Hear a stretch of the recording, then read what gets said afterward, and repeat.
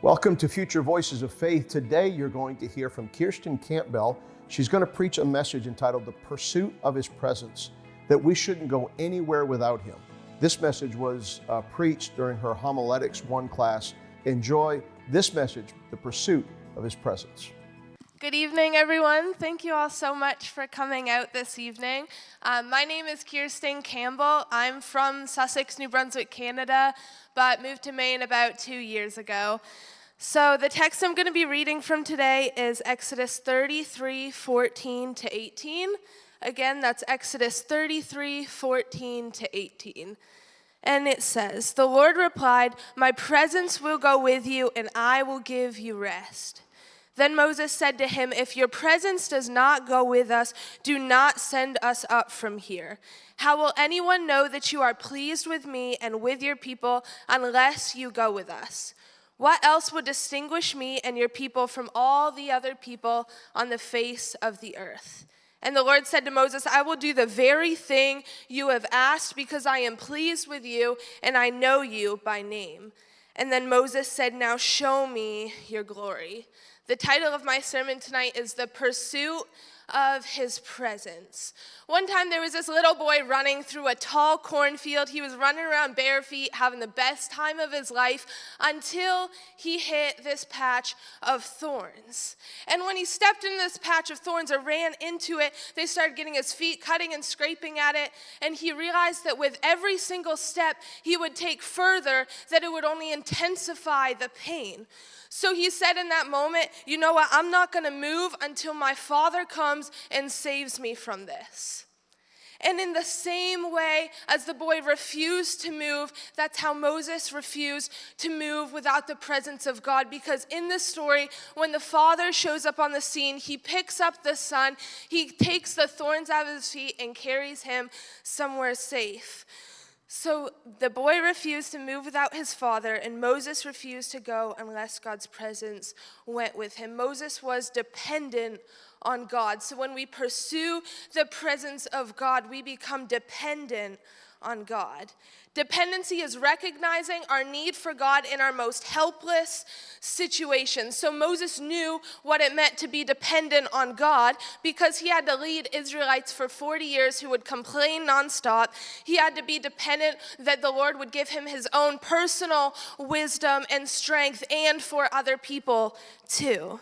So Moses learned that just like John 15:5 tells us, that apart from Christ we can do absolutely nothing. And dependency is realizing that we weren't meant to carry ourselves, but to be carried by God and cling to the one carrying us.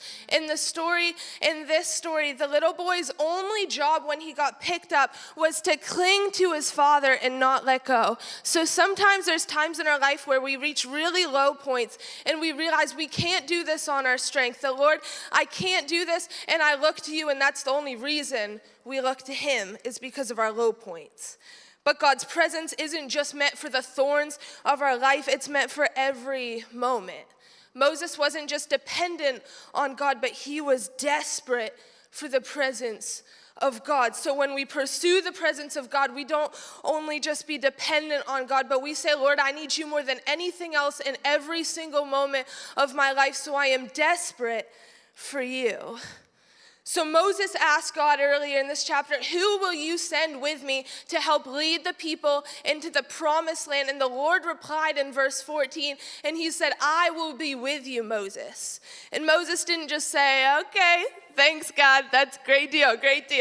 But he took it a step further, and he said, "Lord, if your presence doesn't go with me, then I don't even want to go up in this place." And then 3 verses later, he said, "Show me your glory, Lord. I want to be so sure that you're in this, that show me that you are with me." Moses was more content to stay in the wilderness with the presence of God than go to the promised land flowing with milk and honey without it. Psalm 63:1 captures this hunger so well with knowing that we need God but also wanting him. David says, "Oh God, you are my God. Earnestly I seek you. My soul thirsts for you. My flesh faints for you as in a dry and weary land where there is no water." Desperation is not just circumstantial, but it's realizing that everything we do, that everywhere we go, Lord, I just want your presence. It's all that I desire. I want your presence to abide in me. I want your presence to be with me. But not only that, I want to be clothed with your presence from the inside out. I want you and nothing else.